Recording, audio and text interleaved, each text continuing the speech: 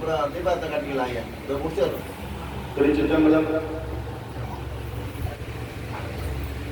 ஐயா வந்து ஒரு அக்கா சுவாமிகள் வர நிறைய லீலைகள் கிடைக்கிறாரு, நிறைய நோயாளிகளை குணப்படுத்திக்கிறாரு.